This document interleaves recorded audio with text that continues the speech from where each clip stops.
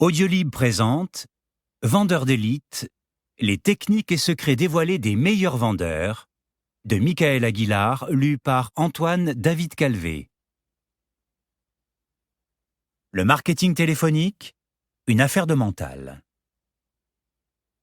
Entrons immédiatement dans le vif du sujet et commençons par quelques vérités douloureuses. La prospection par téléphone est un moyen très efficace pour décrocher un rendez-vous, mais ce n'est pas un exercice facile. Personne n'attend votre appel.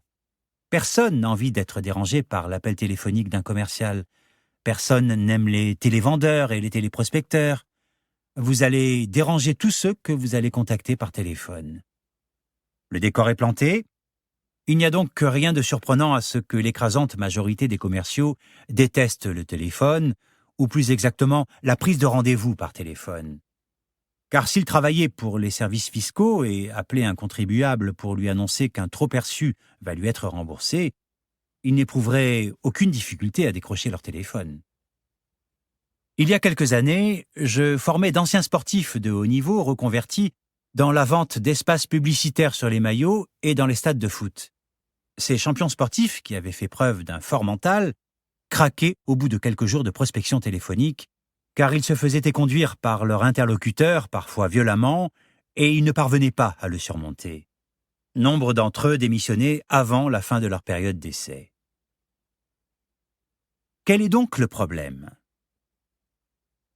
Les vendeurs me disent souvent avoir peur du téléphone, détester le téléphone, redouter la prise de rendez-vous par téléphone.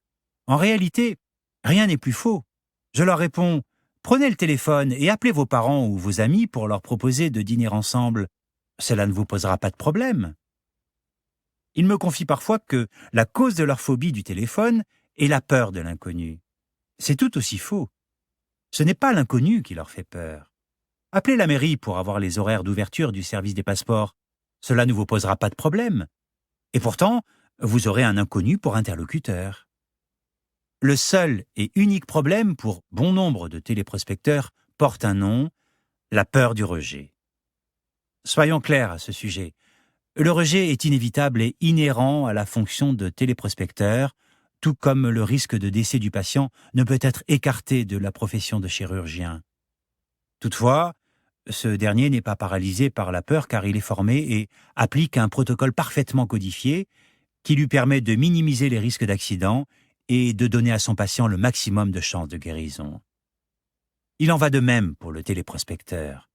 Il doit lui aussi se former et appliquer un protocole qui va lui permettre de minimiser les risques de rejet et lui donner les meilleures chances d'obtenir un rendez-vous.